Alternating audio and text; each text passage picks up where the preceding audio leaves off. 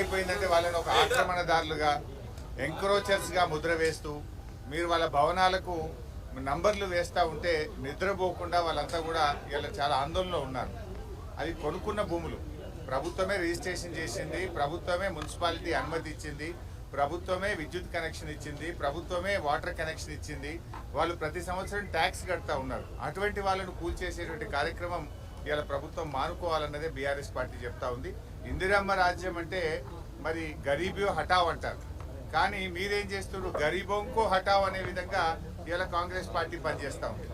మీరు పేదలకు కూడు గుడ్డ నీడ కల్పించాలని ఇందిరమ్మ చెప్తే, ఇందిరమ్మ రాజ్యం అని చెప్పుకునే మీరు పేదల యొక్క వాళ్ళ కూడును గూడును మీరు ఇలా దూరం చేసేటువంటి ప్రయత్నం ఏదైతే చేస్తున్నారో దాన్ని మానుకోవాల్సినటువంటి బాధ్యత ఇలా కాంగ్రెస్ పార్టీ మీద ఉంది.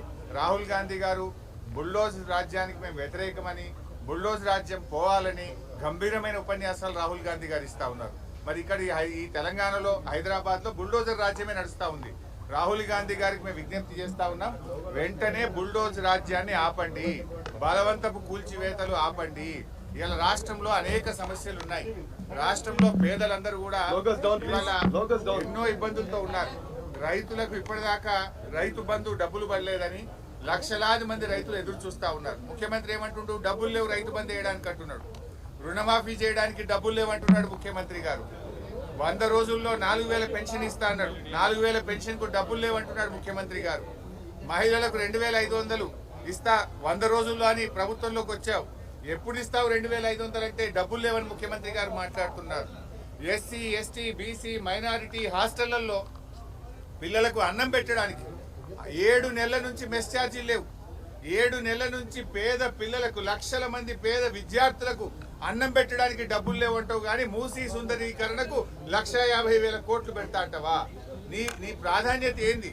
పేద పిల్లలకు బుక్కెడు కడుపు నిండా అన్నం పెట్టి చదువు చెప్పడం నీ ప్రాధాన్యతనా? 1,00,000 కోట్లు ఖర్చు పెట్టి మూసీ సుందరీకరణ చేయడం నీ ప్రాధాన్యతన్నా? ఇలా కొన్ని మీడియాల్లో పత్రికల్లో చూస్తున్నాం, ఆడపిల్లలు టాయిలెట్కి వెళ్ళడానికి 100 మంది ఆడపిల్లలు 200 మంది ఆడపిల్లలకు ఒకే టాయిలెట్ ఉందని చెప్పి పిల్లలు ఇబ్బంది పడతా ఉన్నారు. ఆ పేద పిల్లలకు ప్రభుత్వ స్కూళ్లలో టాయిలెట్లు కట్టడం నీ ప్రాధాన్యతన్నా? 1,00,000 కోట్లు పెట్టి మూసి సుందరీకరణ చేయడం నీ ప్రాధాన్యతన్నా? ఏది నీ ప్రాధాన్యత? నిన్న నేను సబితక్క గారు గాంధీ హాస్పిటల్ పోతే మందులు లేవు. మేము తెలుసుకుంటే ఏంటంటే సెంట్రల్ డ్రగ్ స్టోర్లో బిల్లులు చెల్లించక కంపెనీలు మందుల సప్లైని ప్రభుత్వానికి నిలిపివేశారు. రాష్ట్రం అంతా కూడా ఈరోజు మలేరియా డెంగ్యూ వైరల్ ఫీవర్స్ తో ప్రజలు బాధపడుతుంటే సర్కార్ దవాఖానాలలో గోళీలు లేవు. కేసీఆర్ కిట్ బంద్ చేసిండ్రు, న్యూట్రిషన్ కిట్ బంద్ చేసిండ్రు. ఏంది అంటే గవర్నమెంట్ డబ్బులు ఇస్తలేదు, కంపెనీలు మందులు సరఫరా చేయడం లేదు అంటున్నారు. పేద ప్రజలకు మందులకు గోళీలు లేవని చెప్తావు, కానీ 1,00,000 కోట్లు పెట్టి మూసి సుందరీకరణ చేస్తా అంటావు. అసలు నీ ప్రభుత్వం ఏం నడుపుతున్నావు?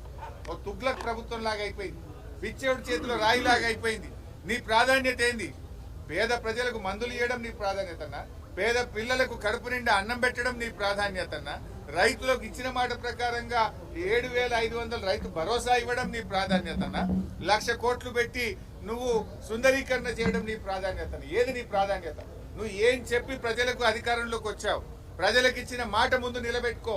సోనియా గాంధీ గారు తానే స్వయంగా హైదరాబాద్కి వచ్చి ప్రజలకు నేను మీ తల్లిగా హామీ ఇస్తున్నా అని ఇదే తుక్కుగూడలో మరి హామీ ఇచ్చారు. నేను అడుగుతా ఉన్న సోనియా గాంధీ గారిని, మీరు ప్రజలకు ఇచ్చిన హామీలు ముందు అమలు చేస్తారా? హామీలు పక్కన పెట్టి ప్రజలను గాలి కొదిలేసి పాలన పక్కన పెట్టి 1,00,000 కోట్లు పెట్టి మూసి సుందరీకరణ చేస్తారా? నిన్న ఆయన మాట్లాడుతున్నాడు దానం కిషోర్ గారు, మేము ఎవరిని బలవంతంగా తొలగించమని. మరి ఎందుకు డబుల్ బెడ్రూమ్ ఇల్లు ఇచ్చి బలవంతంగా మీరు వెళ్తారా వెళ్ళరా మెడ మీద కత్తి పెడుతున్నారు? ఎందుకు నంబరింగ్ చేస్తా ఉన్నారు? డ్రోన్లు పెట్టి ఎందుకు మీరు పైనుంచి ఎఫ్టీఎల్ డిసైడ్ చేస్తున్నారు? ఆ ఎఫ్టీఎల్ కానీ బఫర్ కూడా ఒక్కొక్క చోట ఒక్కొక్క రకంగా పెడుతున్నారు. అంటే పేదల ఇల్లు కూలుస్తారట, పెద్ద పెద్ద బడా కంపెనీలకు ఆ భూములు కేటాయించి అక్కడ సుందరీకరణ పేరు మీద రియల్ ఎస్టేట్ వ్యాపారం చేస్తారట. ఈ ముఖ్యమంత్రి గారు రియల్ ఎస్టేట్ మీద ఎక్కువ దృష్టి పెట్టిండు. ఫార్మా సిటీకి కేసీఆర్ గారు 15,000 ఎకరాల భూమి సేకరిస్తే ఫార్మా సిటీని పక్కన పెట్టి అక్కడ రియల్ ఎస్టేట్ 4th సిటీ అని రియల్ ఎస్టేట్ బ్రోకర్ గా అవతారం ఎత్తిండు ముఖ్యమంత్రి.